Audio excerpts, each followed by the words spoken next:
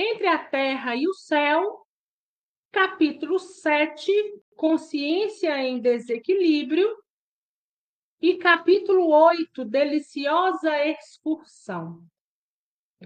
Na nossa última leitura dos capítulos anteriores, nós vimos quando surgiu lá na frente a prece de Elisa.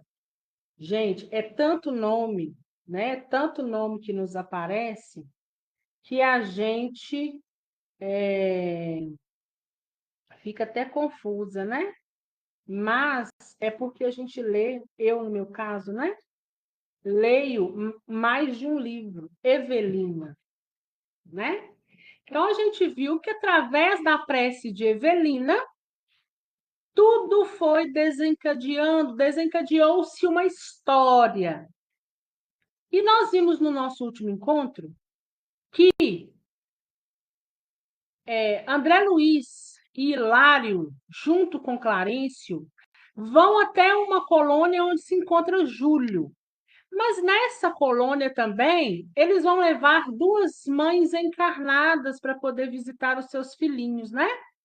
Então, o André Luiz disse à irmã Eulália, pode deixar que nós vamos levar essas irmãs, né? Porque nós estamos indo para a mesma colônia, a colônia onde está Júlio. Hilário e André Luiz chegou-se então à casa de Antonina, que era uma mãezinha que tinha perdido um filho também muito jovem, né? Um filho criança. E Clarencio foi buscar uma segunda pessoa, uma segunda mãe. Enquanto isso, Clarencio disse: Olha, você e Hilário fiquem aqui na casa de Antonina me aguardando, né? Assistam aí, ela vai fazer o evangelho no lar, vocês fiquem com ela e daqui a pouco eu estou de volta. Antonina fez o evangelho no lar, os filhos participaram, só que tem uma coisa que nos chamou a atenção primeiramente André Luiz e Hilário, né? E o que foi essa atenção?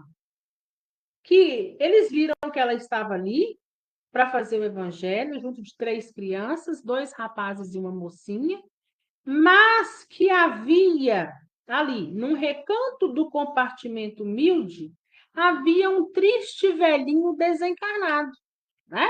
Ela fez o evangelho, eles magnetizaram a água, tudo certo.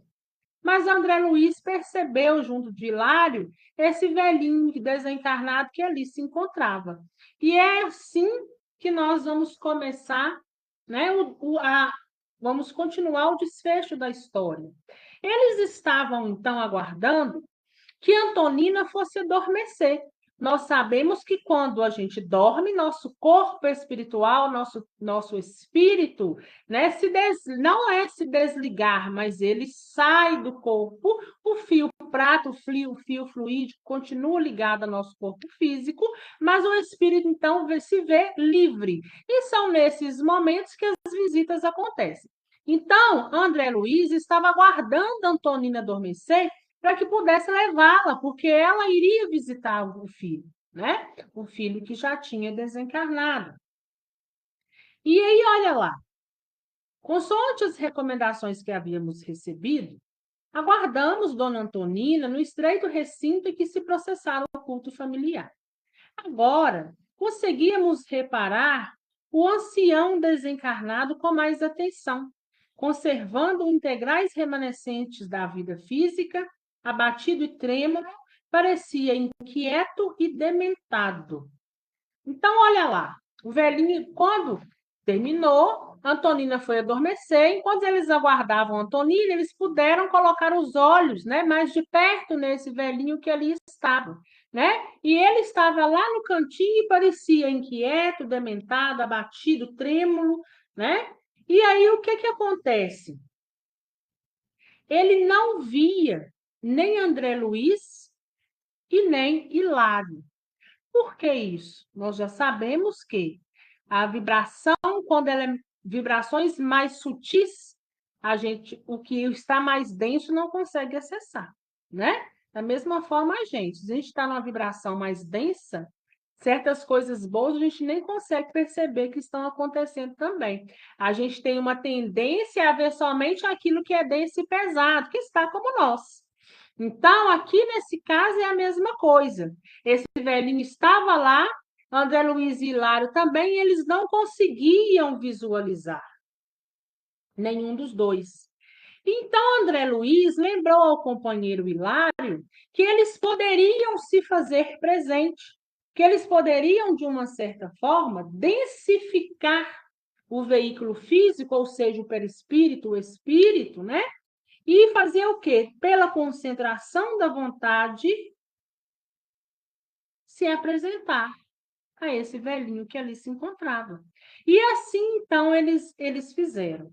Então, em momentos breves, fornecendo a impressão de recém-chegados, atraímos-lhes o interesse. Então, eles se fizeram visível, atraíram, então, a atenção desse idoso que ali estava, né? Então, ele não precipitou e logo foi perguntando o seguinte para Hilário e André Luiz: são oficiais ou praças? Estão pró ou contra? Aquele olhar arregalado era efetivamente o de um louco. Hilário e eu trocamos impressões de curiosidade e espanto. Então, quando eles se fizeram visíveis e esse idoso que ali se encontraram os viram, ele achou que eles eram o quê? Soldados ou oficiais, e perguntava isso para eles, né? Num espanto com o olho arregalado, mostrando já um certo desequilíbrio, né? E André Luiz mais e Laro estão lá ouvindo. E antes que André Luiz e Laro se pronunciasse, começou a chorar convulsivamente, dizendo: quem trouxe aqui a ideia de perdoar? Em que ponto me situaria na questão? Devo perdoar ou ser perdoado? Não entendo a necessidade de discussão em torno de um assunto como esse, vamos de novo, né? Não entendo a necessidade de discussão em torno de um assunto como esse entre fraca mulher e 3 crianças. Comentários dessa natureza devem ser reservados para pessoas aflitas como eu, que trazem um vulcão no centro do crânio. Então, ele está perguntando, dizendo o seguinte: eu não vejo porquê, eu não vejo esse assunto pertinente entre 3 crianças e uma fraca mulher. Esse assunto compete a mim, que estou vivendo um vulcão de coisas aqui dentro do meu ser. A quem então que eu devo perdoar? Ou então eu que devo ser perdoado? Eu não estou entendendo o porquê desse assunto do perdão. Por que trouxeram esse assunto até aqui nesse momento, né? Assim dizendo, alteraram-se-lhe as feições fisionômicas. Afigurou-nos mais distante da realidade, mais inconsciente. E então André Luiz está dizendo o seguinte: quando ele fala isso, eles viram que ele estava numa realidade que não condizia com o que estava sendo vivenciado no momento, né? Ele não era encarnado, ele era desencarnado, e aí eles perceberam que ele estava vivendo uma realidade inconsciente, ou seja, uma realidade lá de trás, uma realidade que já existiu, mas que ele vinha trazendo algum fato na mente. E esse fato que ele vinha trazendo se fazia constante. E gritando, ele continuou: tudo teria sido modificado se me houvessem escutado o encontro com o novo generalíssimo. Sua Alteza compreender-me-ia a situação. Era propósito do Marechal requisitar-me para seu serviço exclusivo, entretanto, por influência do meu miserável perseguidor, sofri transferência injusta. E aí André Luiz fala: o velhinho, né, nosso inesperado amigo, vasculhou com os olhos os recantos da sala, qual se temesse a presença de alguma testemunha invisível, e prosseguiu: ouçam, porém, o que lhes digo. Ele não somente pretendia afastar-me dos favores do marechal doente, mas planejava furtar minha mulher. Lola e Bahuri, como não haveria de querê-la com a paixão que me inspirou? Por que teria eu de seguir para a frente dos morros? O intento de me prejudicarem era evidente. Sem dúvida, fui constrangido a sair, mas não fui além de Taquaral. O Polidoro não me abandonaria. Devia regressar o Luque, e regressei. O infame Esteves, contudo, agira sem descansar. Além de assaltar-me os direitos de enfermeira no quartel-general, desviava a atenção de Lola. A formosa Ibahuri não mais me pertencia. Entregara-se ao amigo desleal. Nossa pequena chácara de laranjeira e nosso jardim estavam esquecidos. Quem disse que não me sacrifiquei na aquisição da encantadora casinha, por mim confiada à pérfida mulher, né, ou a mulher desleal? Durante um mês longo e terrível, suspirei pelo retorno aos carinhos dela. Quando tornei ao lar naquela estrelada noite de maio, encontrei-a nos braços do traidor. Lola tentou desculpar-me, mas surpreendi-o junto. Quis vingar-me de imediato, espetando-o com meu punhal. Todavia, as tropas deixariam a cidade daí a 3 dias. E o meu inimigo, que se esgueirava na sombra ante a minha aproximação, deu pressa em viajar serviço no rumo de Itaguá. O ódio passou a dominar-me, enceguecendo-me. Encontrá-lo-ia em alguma parte, abraçá-lo-ia com a mesma cordialidade fingida com que me abraçara pela primeira vez e arrancaria-lhe a vida. Assim fiz. Aparentei ignorar a realidade e busquei-o sorrindo, e sorrindo envenenei-o. Creiam, contudo, que somente me abalancei a semelhante ato porque ele era imprudente, libertino, cruel. Assassinar-me-ia se eu não tivesse o arrojo de liquidar. Gente, veja que situação. Um idoso já que ali se encontrava, com a mente toda no passado, não estava falando coisas com coisa, contando relatos que aconteceu com ele lá atrás, na Guerra do Paraguai. Olha que situação. Quantos anos aquele espírito não estava ali em busca de socorro? E veja bem que susto, né? Até para André Luiz e para Hilário. Eles estão ali para uma missão, de repente tem um outro espírito ali naquela casa. De repente está precisando de ajuda também, está todo desconectado com a realidade que deveria ter, ou deveria estar. Está ali falando fatos de não sei quantos anos atrás. Essa obra aqui foi escrita em 1900, deixa eu dar uma olhadinha aqui, para a gente só fazer comparação. Essa obra foi escrita em 1954. E nós vamos ver aqui, no desenrolar da história, quanto tempo tem que esse idoso está ali. E a importância, nós podemos comparar aqui a importância do evangelho no lar, né? Porque uma hora alguém chegou e o encontrou. Então, talvez ele não estivesse somente ali naquele lugar, né? Mas, porque igual nós já conversamos aqui, né? Os espíritos não ficam o tempo todo à mercê, né?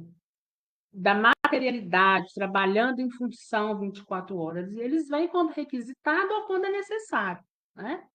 Então, o que acontece? No momento que André Luiz chegou ali para levar a Antonina, eles se surpreenderam com esse senhor. E todo mundo já percebeu que ele não está, de uma certa forma, bem da mente e está carregando com ele fatos que está nos sugerindo até agora remorso. Então, veja bem, ele conheceu uma moça nessa guerra do Paraguai. Essa moça, um amigo dele também se interessou por ela, que era um enfermeiro, mas ele a perdeu para esse amigo.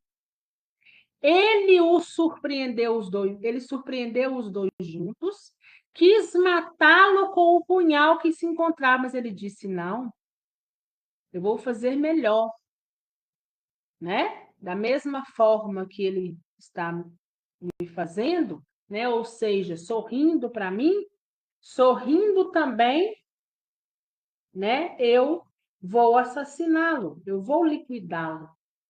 Olha lá. Fez breve pausa e, em seguida, ajoelhando diante de nós, passou a clamar de novo em voz alta: oh, para mim estou certo que pratiquei a justiça, mas este homem realmente não me abandona.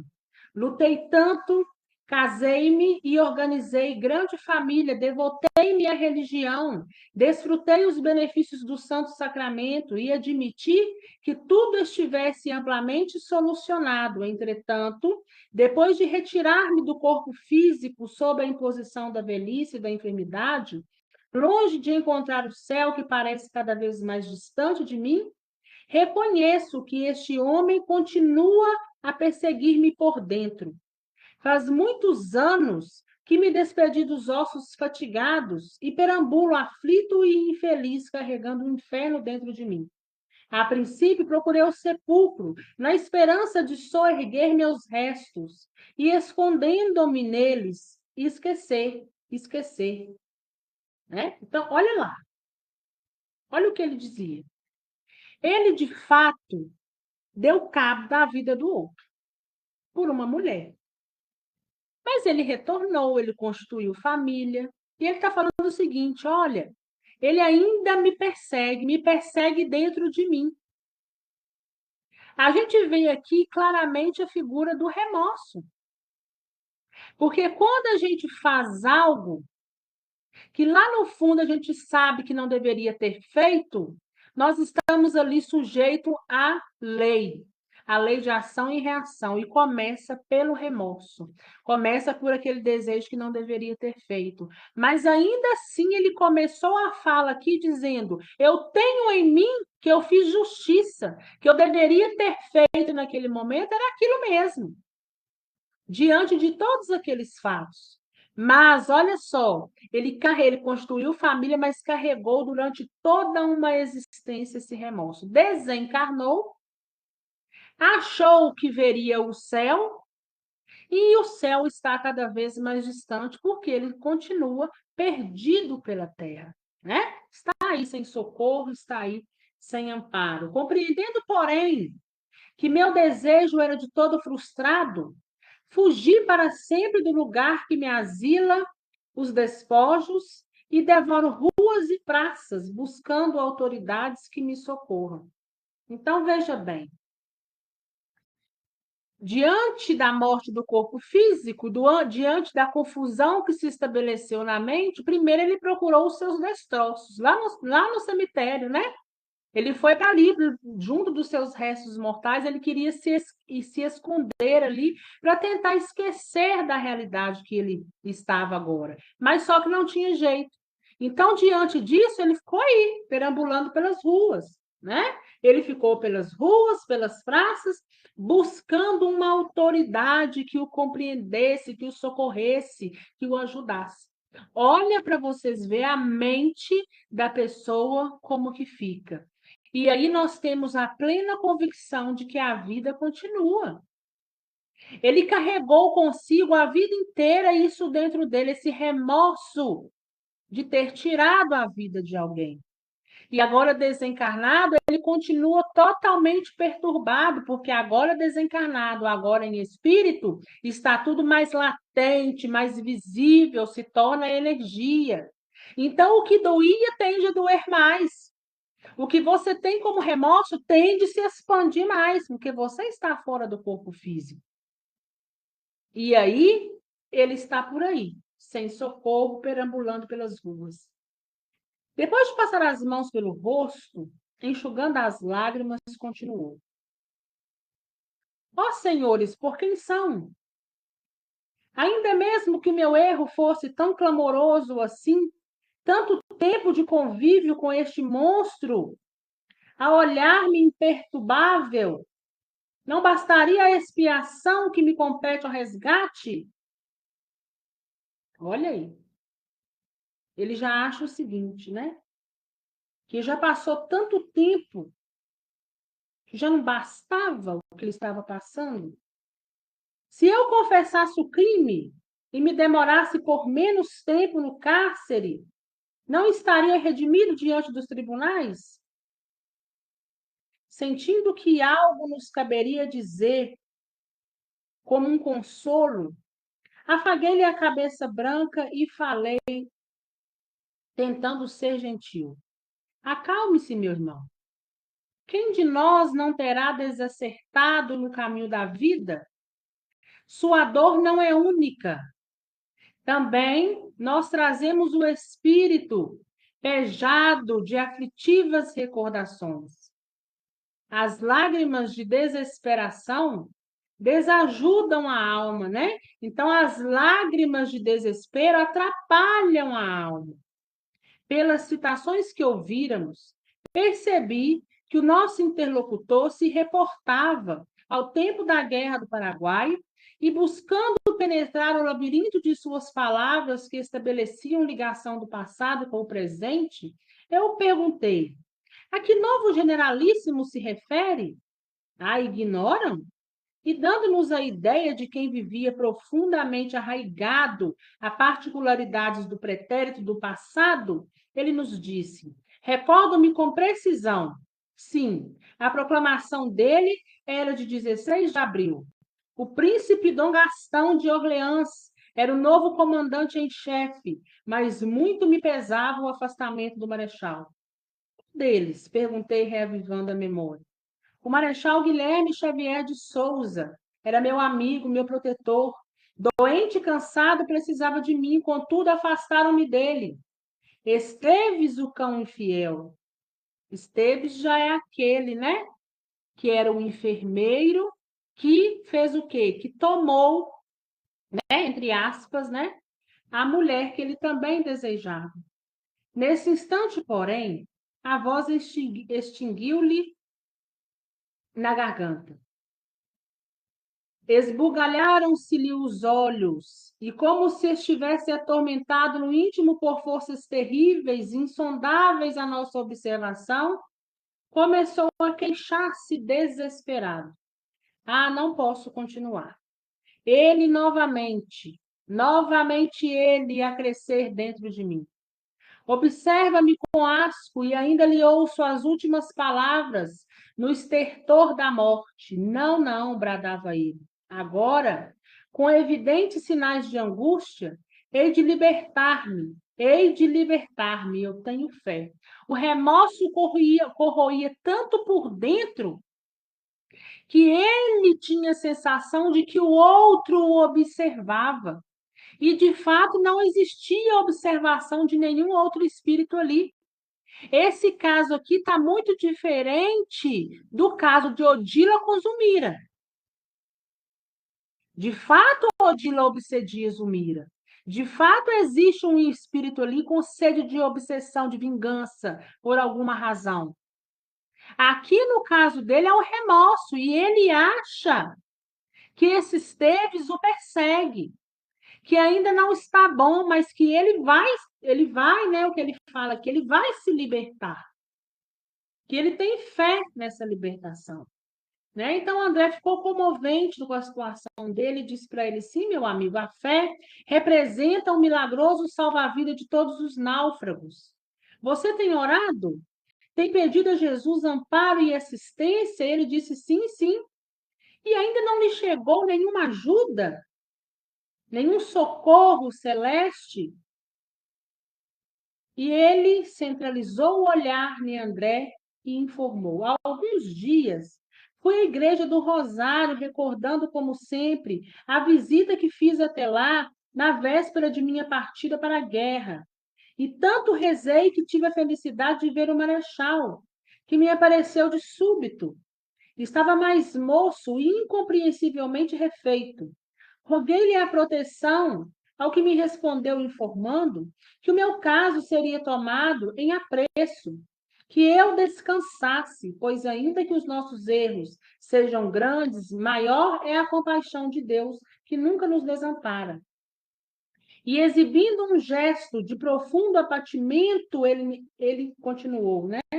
Mas até agora não tive o menor sinal de renovação do caminho.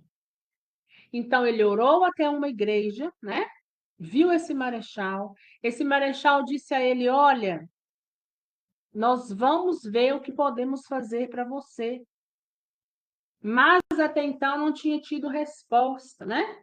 Então ele fala que seria tomado a preço, mas estava ali ainda aguardando. André Luiz então acariciou-lhe a cabeça, né, e falou para ele, bem comovido: Esteja convencido, porém, de que a bondade de Jesus não nos faltará. E ele diz: Prometa ajudar-me, compadeça-se de mim.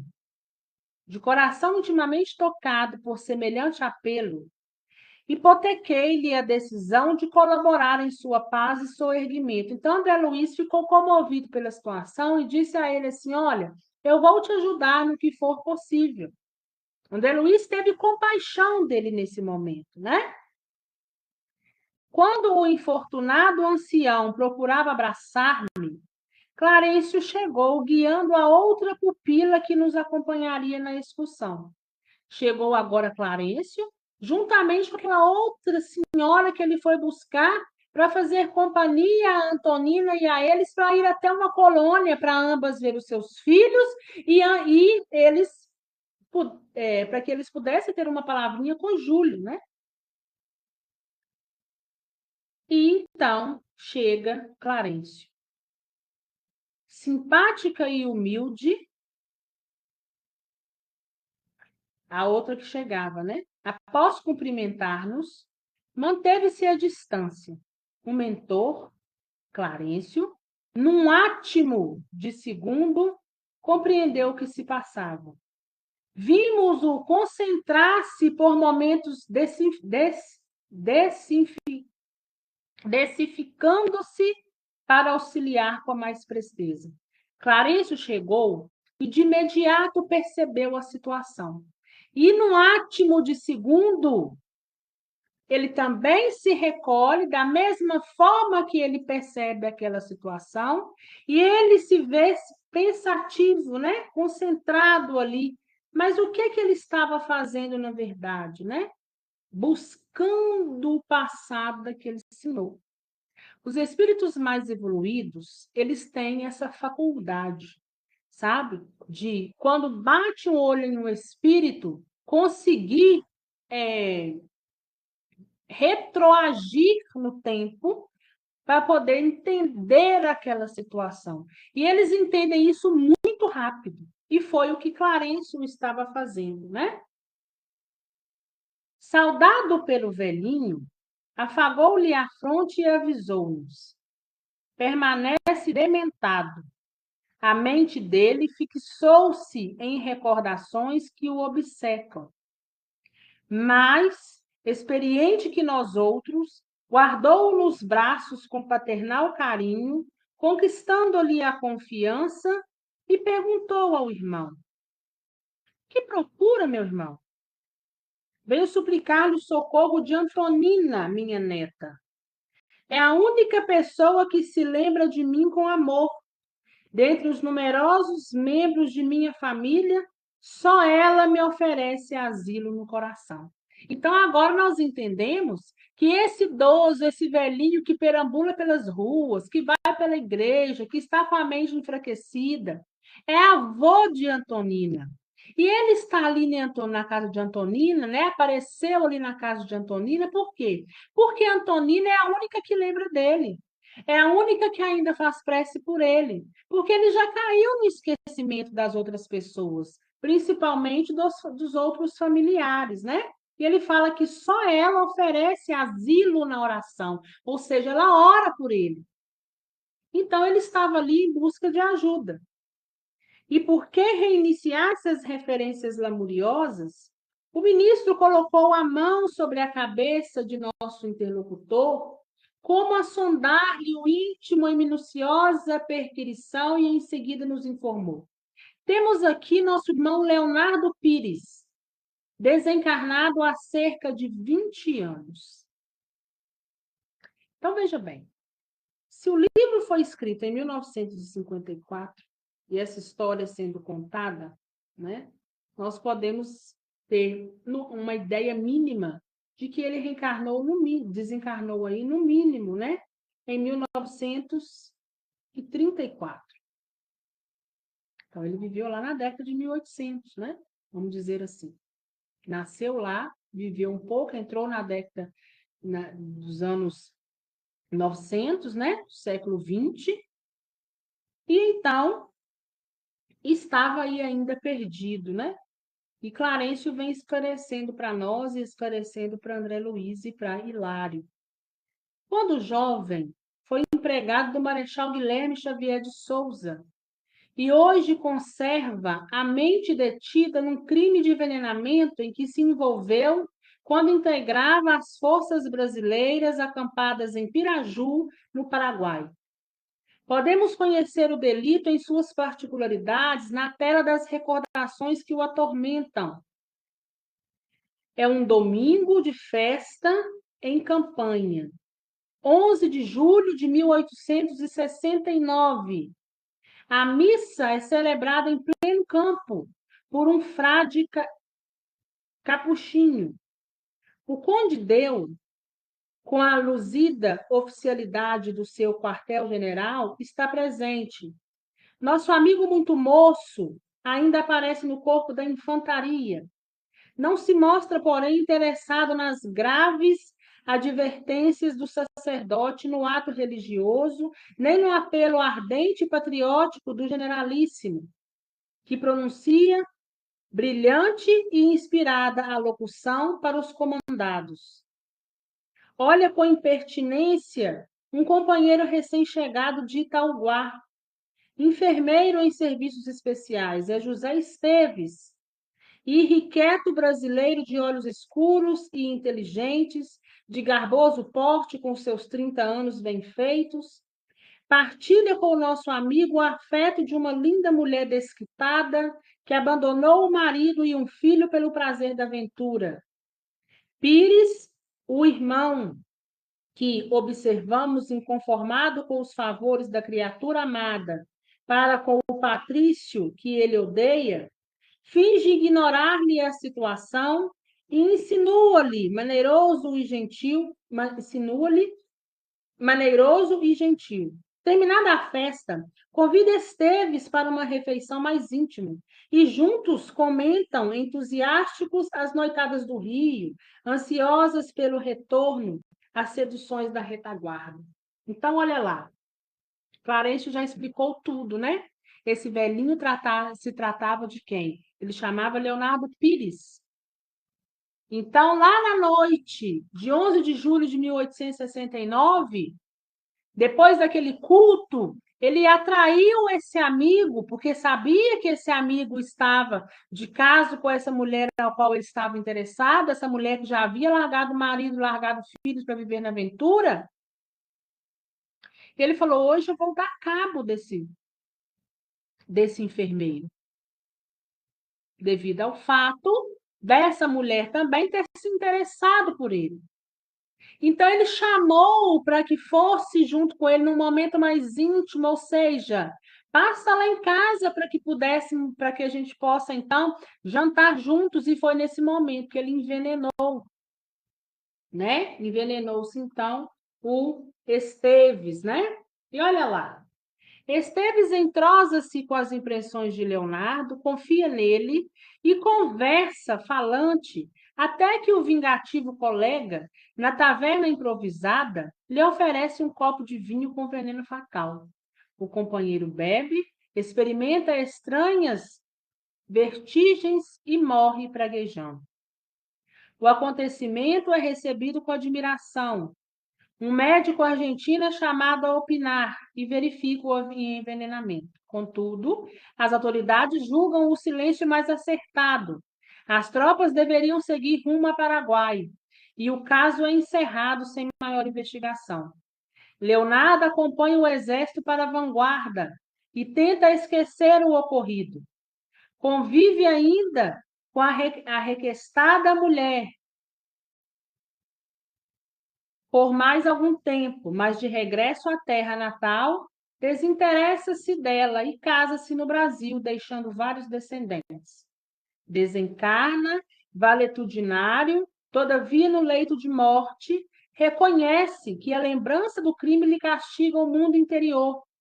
Ouvida quase todos os demais episódios da existência, para centralizar-se apenas nesse. José Esteves já reencarnou, demorando-se agora em outros setores de luta, mas Leonardo Pires vive com a imagem do assassinado que se revitaliza cada dia na memória dele, ao influxo das sugestões da própria consciência que se considera culpada.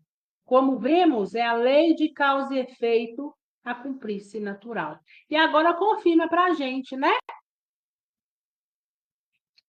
O Esteves, o nome dele mais certo, o José Esteves, já tinha até reencarnado. Já tinha, naquela época, né, desencarnou, passou-se um tempo, já tinha até reencarnado, estava aí diante da nova caminhada, diante da evolução. Mas o que não deixava o Leonardo Pires ir para frente era, de fato, o remorso dele, né? Ele matou uma pessoa envenenada, continuou com essa mulher por um tempo, mas depois se desinteressou dela. Será que valeu a pena? Foi justo ele ter feito aquilo? E toda vez que nós fazemos algo, nós estamos sobre julgamento da lei de ação e reação. Tudo que a gente planta, a gente colhe. E ele começou a colher aqui esses remorsos, essa coisa na cabeça, sem saber como proceder. Mas casou-se de novo, continuou com remorso na mente, desencarnou com esse remorso e está seguindo com ele até hoje. 20 anos já se passaram e ele continua aí pelas ruas, andando com essa mente, com essa cabeça, né? Desequilibrada.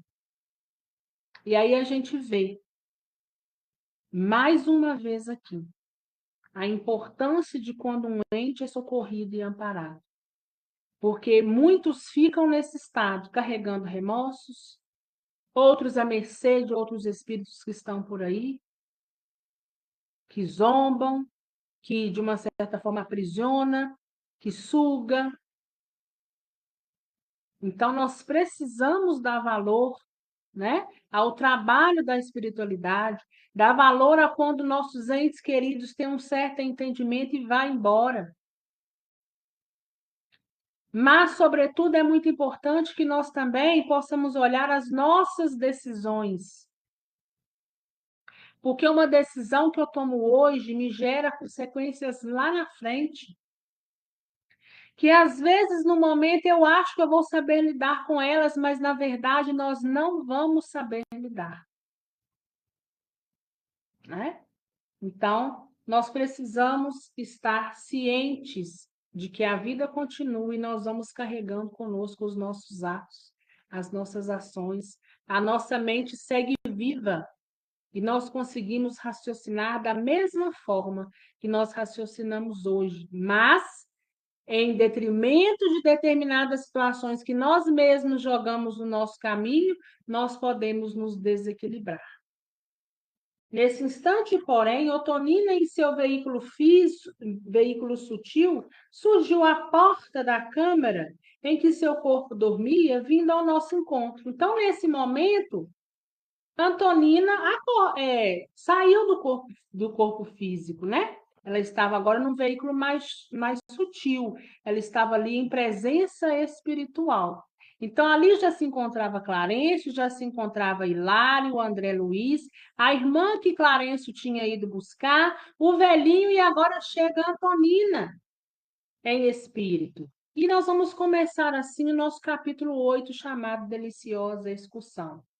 Então, o velhinho estava ali, demonstrava absoluta indiferença diante daquela descrição que Clarencio estava fazendo. Mas ele despertou o interesse novamente quando olhou subitamente, com os olhos iluminados, olhou e disse: Antonina, Antonina, socorre-me. Tenho medo, muito medo. Então, enquanto Clarence estava falando tudo o que tinha acontecido, ele não deu a mínima, mas quando ele viu Antonina, ele falou: me socorre, eu estou com medo, eu estou com muito medo. Então, ela, né, já ali fora do corpo denso, fala: vovô, que fazes? O que você está fazendo aqui?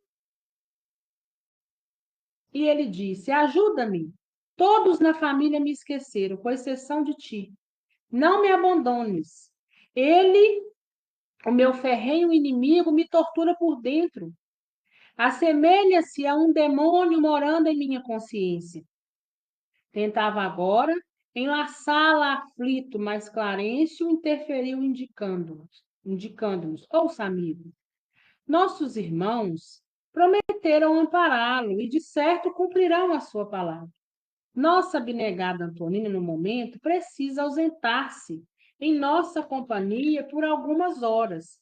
Então, quando ele foi para querer abraçar e segurar a Antonina, Clarice interviu e falou: olha, nossa irmã Antonina precisa sair. André e Hilário, né, os meus amigos, os meus irmãos que estão aqui, já lhe prometeu ajuda e essa ajuda lhe será dada. E ainda disse a ele: olha, você pode nos auxiliar no momento, né? Para que ele possa, falou isso para que ele pudesse acalmar e ficar lá quieto no canto dele, para que a tarefa daquele dia pudesse ser cumprida, que era ir até uma colônia visitar os filhos de Júlio. Ele fala: olha, você pode, por enquanto, ficar aqui, guardar a casa, né? Guarda os meninos, porque eles repousam. Amanhã receberá, por sua vez, o socorro que você necessita. Então, ele conformou com a situação e ficou, né? Deixando-os a sós na sala estreita, saímos para a noite. Entrelaçamos as mãos, né? Nos demos as mãos, conservamos nossas irmãs no circuito fechado de nossas forças, empreendemos a formosa romagem. Quem na terra poderia imaginar as deliciosas sensações da alma livre? Então, ele fica ali, aquele idoso permanece ali na casa, ele acha que ele está guardando a casa. André Luiz, Hilário e Clarencio faz então uma roda das mãos, essas duas irmãs, Antonina e a outra irmã, está dentro de um circuito fechado, onde eles, através da energia que eles vão emanar, eles vão cercá-las, protegê-las e levá-las até onde elas precisam ir. Viajando com a rapidez do pensamento, avançamos à frente da sombra noturna, largando para trás o deslumbramento da aurora em colorido e cantante de lúculo, ou seja, né? Eles ali estavam cada vez mais distante da Terra, e estavam deixando para trás o quê? Uma aurora, né? E tinha um colorido de quase início da manhã. Ainda era escuro, ainda era noite, mas quando tem aquela aurora que está iniciando, começando a querer, né, chegar aí amanhã, a madrugada, mas próximo à manhã. Atingindo formosa paisagem, banhada de suave luz, em que um parque imponente e acolhedor se distendia, fixei o semblante de nossas companheiras que se mostravam estáticas e felizes. Então, elas estavam maravilhadas com o que viam, né? Então, Dona Antonina amparava-se em Clarencio como se fora uma filha que apoiava nos braços do pai. E ela perguntou para Clarencio, maravilhada, por que não transformar essa excursão em transferência definitiva? Pesa o corpo a maneira de insuportável cruz de carne quando conseguimos sentir a terra de longe. Então, ou seja, né? O que ela está dizendo aqui? Por que não transformar essa excursão em transferência definitiva? Por que não deixam elas daquela forma definitivamente? Ou seja, por que elas não desencarnam? Para continuar tendo aquela sensação, né? Para poder, então, ter essa transferência ao qual ela almejava e estava, né, de uma certa forma, mais leve, estava bem agradável. É verdade, concordou a outra irmã, que se sustentava em nós.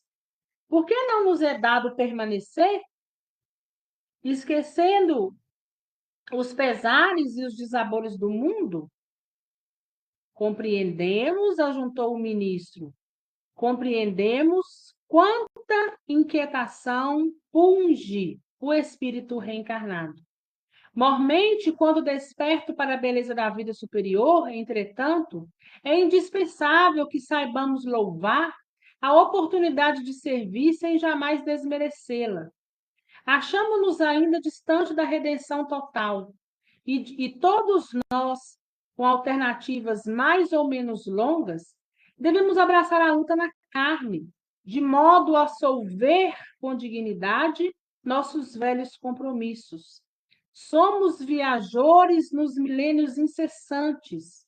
Ontem fomos auxiliados, hoje nos cabe auxiliar, né? Então, o que ele está dizendo para elas, né? Que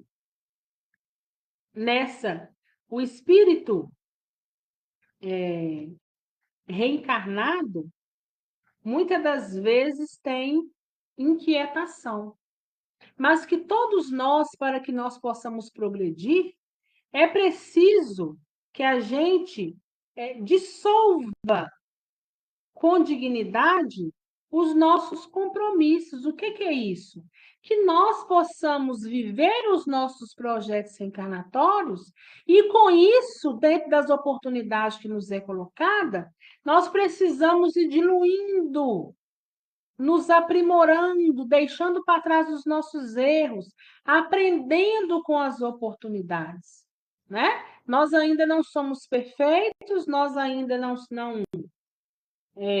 temos, que ele fala aqui, né? Mormente quando desperto para a beleza da vida superior, então nenhum de nós ainda está apto a estar permanentemente numa vida superior.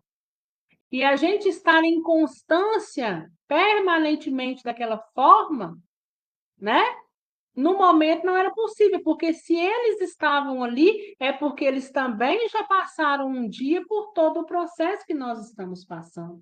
Então, ele fala: nós somos viajores de milênios incessantes. A gente reencarna e desencarna tantas vezes quanto for possível e necessário, né?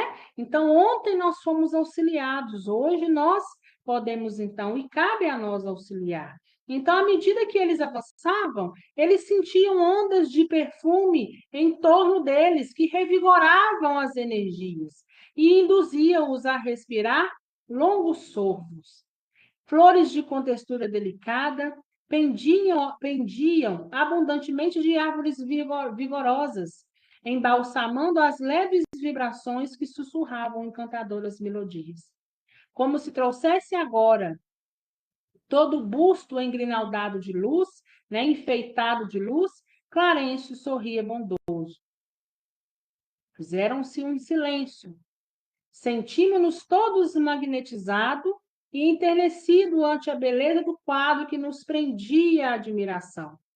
Antonina, porém, como se tivesse irradiando irresistível curiosidade, mesclada com alegria, voltou a exclamar: Ah, se morrêssemos hoje!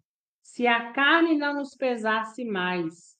O ministro, contudo, imprimindo mais grave entonação à voz, mas sem perder a brandura que lhe era peculiar, considerou de imediato: Se hoje abandonasse o veículo de matéria densa, quem diz que seriam felizes?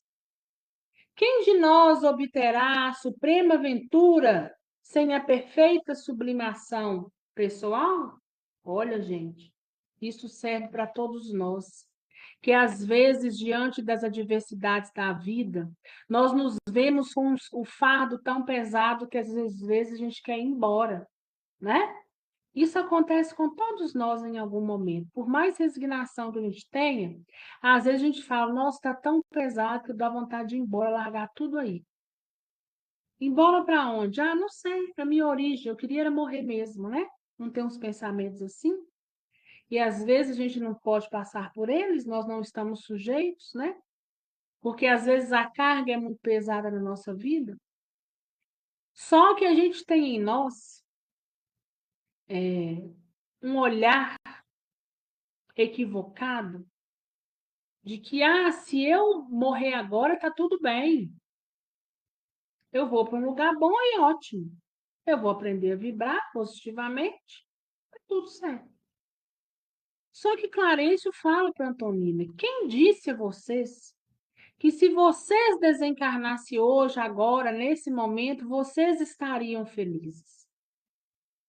Porque a gente tem uma visão completamente diferente da realidade, né? E nós vamos entender mais à frente o porquê que Clarencio está dizendo isso. E nós vamos ver que em algumas oportunidades nós também já conversamos sobre esse tema.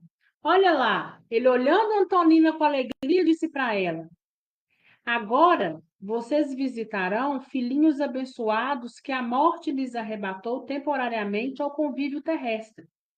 Vocês se sentem como que num palácio dourado em pleno paraíso de amor. Mas e os filhinhos que ficam? Haverá céu sem a presença daqueles que amamos? Teremos paz sem alegria para os que moram em nossos corações? Imaginemos que as algemas do cárcere físico se partissem agora. O atormentado lar humano cresceria de vulto na saudade que as tomaria de assalto. A lembrança dos filhos aprisionados no planeta acorrentá-las-ia ao mundo carnal, à maneira de forte raiz retendo a árvore no solo escuro. Os roubos e os gemidos, as lutas e as provas dos rebentos menos felizes das existências, lhes falariam ao espírito mais imperiosamente que os cânticos de bem-aventurança dos filhos afortunados e, naturalmente, desceriam do céu para a terra, preferindo a posição de angustiadas servas invisíveis, trocando a resplendente glória da liberdade pelos dolorosos padecimentos da prisão, de vez que a aventura maior de quem ama reside em dar de si mesmo a favor das criaturas amadas. E ele respondeu aquilo que nós chamamos de saudade reversa. Então, aqui, se aplicando no caso delas em específico, Clarencio fala o seguinte: ah, se vocês desencarnassem agora, vocês estão indo ver aqueles filhos que a morte os levou, ainda que temporariamente, muito jovens. Mas e aqueles seus outros filhos que estão lá? Será que vocês estariam felizes deixando esses outros filhos na Terra? E aí vem o que a gente chama de saudade reversa. Por quê? Porque cada um de nós se aplica essa saudade de uma forma. Há muitos poucos que a gente sabe que a família quase toda já se foi, mas ainda assim encontra-se alguns amigos, mas ainda assim precisa terminar o seu projeto reencarnatório. Nós não podemos dar fim por nossa conta própria.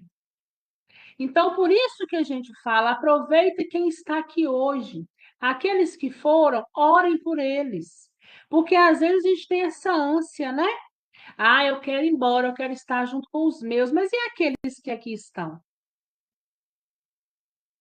Será que a gente conseguiria ficar do outro lado sossegados? E diante dos lamentos daqueles que nós amamos que por aqui ficaram, nós conseguiríamos ficar lá? Ou no caso delas, principalmente no caso das mães, ouvindo as lamentações dos filhos, não prefeririam trocar o céu, as dimensões positivas, para ficar ali do lado daquele rebento? Então, tudo está no lugar que precisa estar.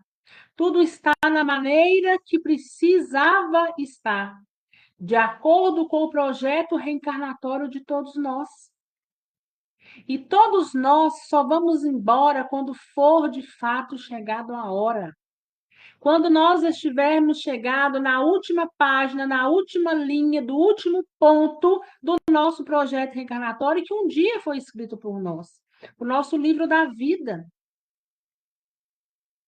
Então, é somente nesse momento que é prudente que a gente vá. E ainda assim, sendo prudente, nós estamos aí sujeitos a passar por determinadas situações, enfrentar determinadas situações que às vezes fogem até mesmo do nosso controle. Então, não quer dizer que a gente saiba que existem as dimensões positivas, que lá é muito bom, que lá é tudo muito bonito, que lá é muito tranquilo, que lá é muito sereno, que nós temos que querer ir para lá antes da hora, né? Que nós possamos aproveitar os nossos, porque quando estivermos do outro lado, é desse lado que nós estamos hoje que nós vamos sentir saudade, né? E a Graça dizendo e muito bem, principalmente quem depende. Imagine você ter que deixar uma pessoa agora que depende totalmente de você. Será que você teria o sossego? Será que o seu período de perturbação seria tranquilo? Como que seria? Lá tem quem amamos? Sim, mas aqui também tem, né? Uns têm mais, outros têm menos. Mas a saudade se faz de alguma forma. Se eu não tenho filho, se eu não tenho mãe, se eu não tenho mais pai aqui, provavelmente eu tenho alguém a quem eu amo aqui. E que diante de determinados apelos, eu ficaria no mínimo do outro lado desconfortável, né? Então tudo se ajeita, tudo tem que ser no tempo que está predestinado, que nós mesmos um dia escolhemos. As duas mulheres ouviram as sensatas ponderações sem dizer uma palavra. Terminada a pausa, o instrutor continuou. Somos devedores uns dos outros. Laços mil nos jungem os corações. Por enquanto, não há paraíso perfeito para quem volta da terra, tanto quanto não existe purgatório integral para quem regressa ao humano sorvedouro, né? Ao humano abismo. O amor é a força divina, alimentando-nos em todos os setores da vida. E o nosso melhor patrimônio é o trabalho com que nos compete ajudar-nos mutuamente. Então, olha o que ele fala. Na Terra não existe paraíso perfeito, né? Nem tampouco para quem volta dela. Por quê? Porque nós somos espíritos errantes. Nós ainda estamos na condição de errantes.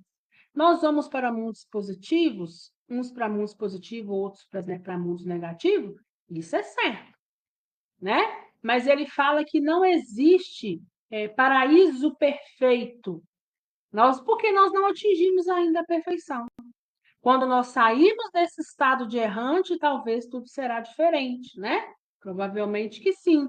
Mas enquanto nós ainda nele permanecemos, não existe perfeição do outro lado, porque nós ainda não estamos prontos e por isso essa saudade vai acontecer. A falta de alguém vai nos acontecer. Não é porque eu estou numa dimensão positiva que tudo está lá perfeito, às mil maravilhas. Lá também, em alguns momentos, existe, né? Os momentos de tensão, de angústia, de pensamento, de reflexão, mas aqueles que ali estão dentro da dimensão positiva aprendem a conviver com aquilo, a refletir, a ter uma fé mais viva, mais raciocinada, principalmente aqueles que estão prestes a vir para a Terra, para poder passar por missões difíceis, né? Estão ali em oração, estão ali em um momento de resiliência, em um momento de vai dar tudo certo, de reflexão, ponderando os pontos que precisa passar, né? Então, assim, tudo isso existe, não existe uma perfeição do outro lado. A vida continua, nós vamos continuar trabalhando. E aqui ele fala, nós somos devedores uns dos outros, né? E aí no final ele vem dizendo que só que o nosso melhor patrimônio é o trabalho. E que trabalho é esse? O trabalho que nos compete ajudar-nos mutuamente, justamente por essa dívida que nós temos para uns têm para com os outros. Na paisagem banhada de luz, experimentei mais alta veneração pela natureza, que em todas as esferas é sempre um livro revelador da eterna sabedoria. Nossas irmãs, tocadas por alegria inexprimível, afiguravam-se, afiguravam-se-me formosas madonas de sonho, repentinamente vivificadas diante de nós. É pelo trabalho, prosseguiu o Clarencio, que nos despojamos pouco a pouco de nossas imperfeições. É o trabalho que faz com que nós vamos diluindo as nossas imperfeições, porque nós vamos aprendendo com ele. A Terra, em sua velha expressão física, não é senão energia condensada em época imemorial, ou seja, em época muito antiga, agitada e transformada pelo trabalho incessante. E nós, as criaturas de Deus, nos mais diversos degraus da escada evolutiva, aprimoramos faculdades e crescemos em conhecimento e sublimação através do serviço. O verme arrastando-se trabalha em benefício do solo e de si mesmo. O vegetal respirando e frutescendo ajuda a atmosfera e auxilia-se. O animal em luta perene é útil à gleba em que se desenvolve, adquirindo experiências que lhe são valiosas. E nossa alma, em constantes peregrinações, através de formas variadas, conquista os valores indispensáveis à sublima ascensão. Somos filhos da eternidade em movimentação para a glória da verdadeira vida e só pelo trabalho ajustado à lei divina alcançaremos o real objetivo de nossa marcha. Então, é somente trabalhando, aprendendo, nos sendo colocado determinadas situações, refletindo sobre essas situações, raciocinando sobre elas, é que nós vamos então crescer, que nós vamos desenvolver, que nós vamos evoluir. E isso vai demandar tempo.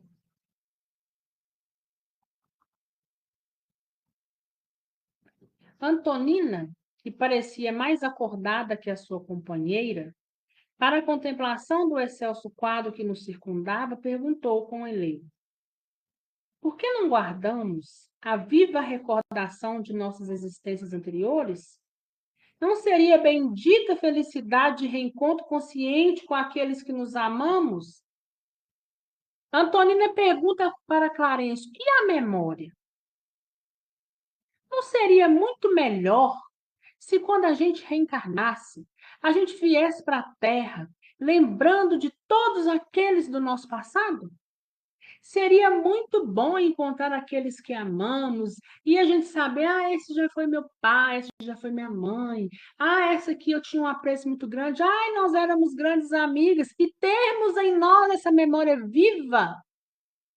Não era melhor que fosse assim? Clarencio respondeu para ela, sim, sim, mas na condição espiritual em que ainda nos situamos, não sabemos orientar os nossos desejos para melhor. Nosso amor ainda é insignificante migalha de luz, sepultada nas trevas do nosso egoísmo, como ouro que se acolhe no chão em porções infinitesimais no corpo gigantesco da escória. Assim como as fibras do cérebro são as últimas a se consolidarem no veículo físico em que encarnamos na Terra, a memória perfeita é o derradeiro altar que instalamos em definitivo no templo de nossa alma, que no planeta ainda se encontra em fases iniciais de desenvolvimento. É por isso que nossas recordações são fragmentárias. Todavia, de existências a existência, de ascensão em ascensão, nossa memória gradativamente converte-se em visão imperecível a serviço de nosso espírito imortal. Então, ele fala o seguinte: seria muito bom, mas nós ainda não estamos preparados para isso, né? Nós ainda, segundo Clarencio, a nossa condição espiritual, nós não sabemos orientar os nossos desejos. Na posição que nós estamos, nós não conseguiríamos orientar os nossos desejos, nós não conseguiríamos fazer o que nós precisamos fazer, cumprir com o nosso projeto reencarnatório com tanta precisão, se nós viéssemos trazendo recordações de vida passada. Por isso, por misericórdia divina, nós então passamos por esse esquecimento e viemos, às vezes, até tendo fragmentos de vidas passadas, né? Mas nós não temos ela completamente. Às vezes a gente vai num lugar e fala, nossa, eu conheço isso aqui, bate com certa pessoa, nossa, parece que eu conheço ela, tem por ela uma empatia, ou então uma antipatia, né? Vamos dizer assim. Então, são partes fragmentadas, mas nós não ainda estamos preparados para o todo, para vir trazendo tudo e conter memória. Mas, se pudéssemos reconhecer no mundo os nossos antigos afetos, se pudéssemos rever os semelhantes amigos de outras eras, identificando-os, aventurou Antonina, né? Então, ela falava o seguinte, né? Que se pudesse a gente reconhecer os antigos afetos, seria muito bom, né? Identificá-los. Só que olha lá a resposta. Retomar o contato com os melhores seria recuperar igualmente os piores. Você lembraria dos bons, mas recordaria também dos ruins. Será que nós temos psicológico e mente equilibrado o suficiente para conviver com aquilo tudo? Aquele que eu feri na vida, eu preciso reparar, eu preciso expiar. Aquele que me feriu da mesma forma. Talvez eu fui embora carregando um ódio, uma raiva de alguém que eu precisei purgar em alguma dimensão. E agora eu retornando à reencarnação, seria muito difícil eu olhar para aquela criatura sem permanecer naquela raiva, naquele ódio. Da mesma forma que eu encontrar um amigo querido, que eu encontrar um familiar querido e recordar, iria me trazer alegria, o outro também irrigaria em mim o ódio, a raiva, tudo aquilo que eu não precisava naquele momento.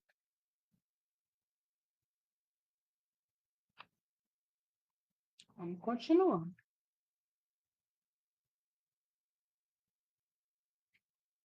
Ainda não sabemos querer sem desprezar, amparar sem desservir, sem ignorar.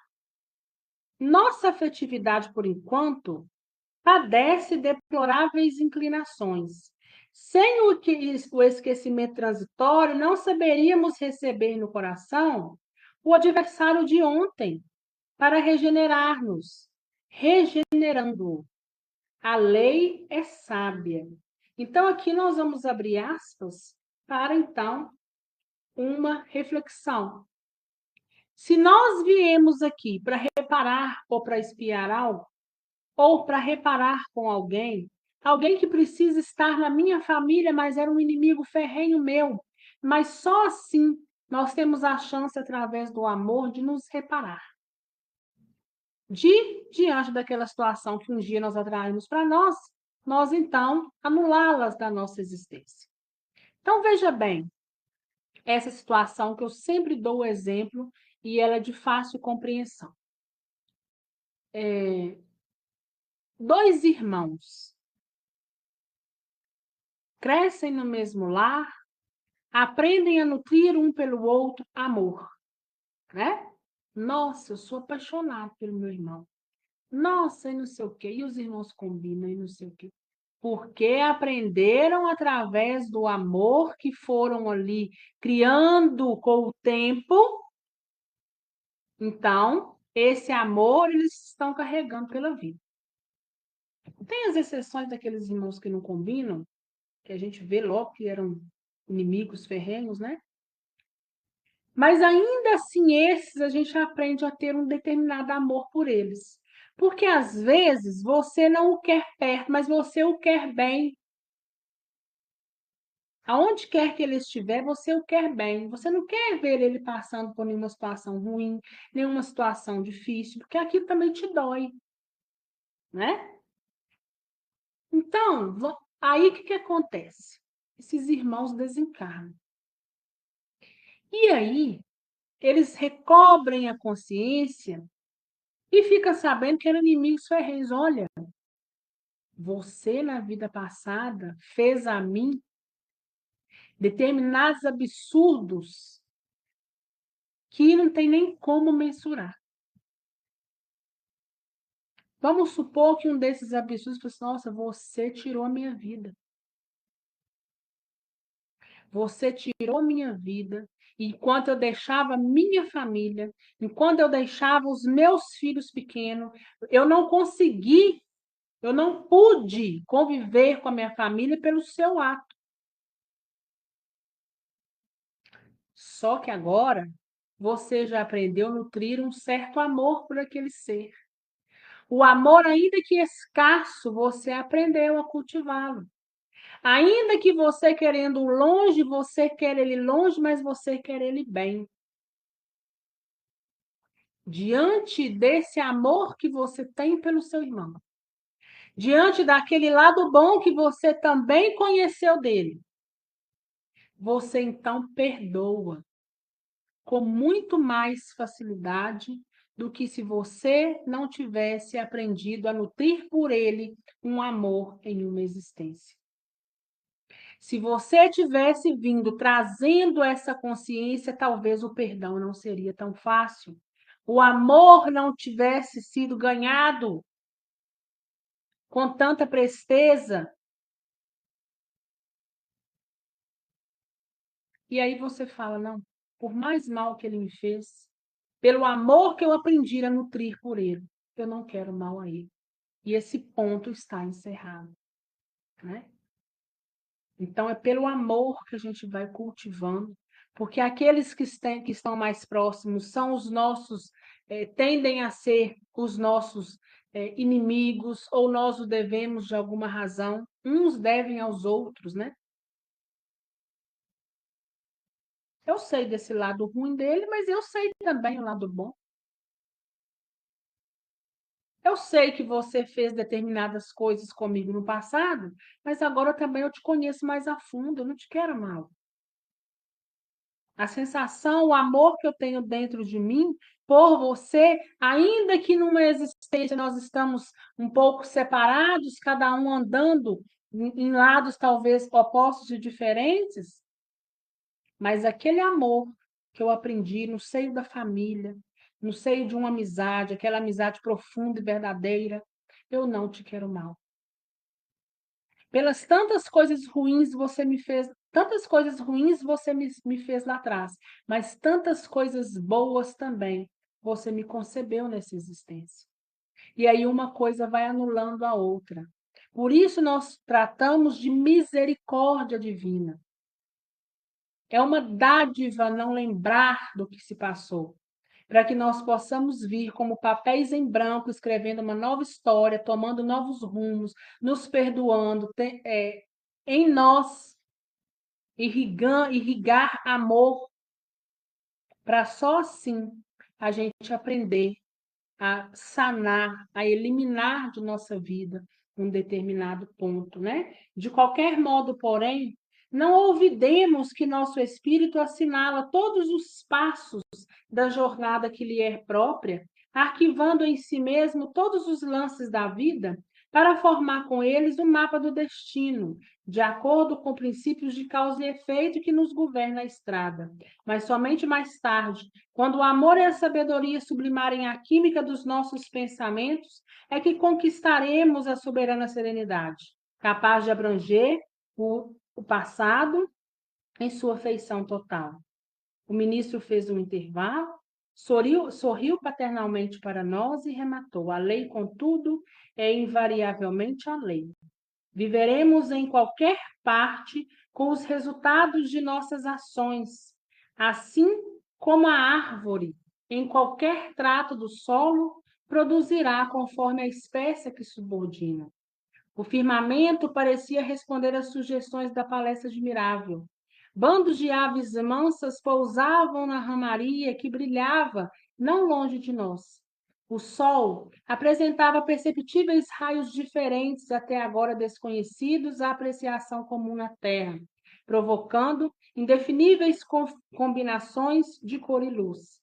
Por abençoada e colorida colmeia de amor, harmonioso casario surgiu ao nosso olhar. Centenas de gárrulas crianças brincavam entre fontes e flores de maravilhoso jardim. Então, eles chegaram, né, diante desse cenário de discussão, de reflexão, de pergunta dessas duas mães que estavam indo ao encontro dos seus filhos, e Hilário, Clarencio e André ao encontro de Júlio. Eles tiveram essa conversa e chegaram, então, até um casario, onde tinha maravilhosas, eles puderam perceber, e a gente aqui imagina, né?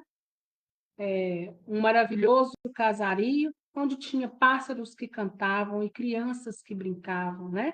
Brincavam ali, que ele fala, diante de um maravilhoso jardim. Então, que nós possamos refletir. Será que se fôssemos embora agora, estaríamos felizes? Será que seria bom a gente relembrar o passado? Será que nos traria, nesse momento, algum benefício? Ou nos faria ficar estagnado, ou até mesmo nos prejudicaria? A importância do Evangelho no lar, porque aquele que por ali passar, de uma certa forma, o socorro virá. Mais para frente, nós vamos ver o desenrolar da situação do Leonardo, daquele velhinho que estava ali naquela casa. Vamos ver também o encontro de Júlio. Vamos ver o encontro das mães com os filhos. Vamos ver também o desenrolar de toda a questão de Odila com Zulmira. Que nós possamos entender que a misericórdia divina está nos quatro campos. Que nós é que precisamos, cada dia, incessantemente, assim como a espiritualidade amiga trabalha, procurar nos melhorar, procurar em nós refúgio para a nossa elevação. Porque depende de nós, nós precisamos querer, nós precisamos ser melhores, refletir um pouco mais a cada dia, sabendo que nós não somos perfeitos, que nós ainda somos espíritos errantes, que quando a gente desencarnar, o nosso estado, seja em zona umbralina ou em dimensão positiva, ela é temporária, porque nós tendemos o quê? A progredir sempre, andar e olhar para frente, porque lá na frente encontra-se Jesus. Alguma dúvida, gente? Deu para vocês pegarem, né, e entenderem esse capítulo 7 e 8?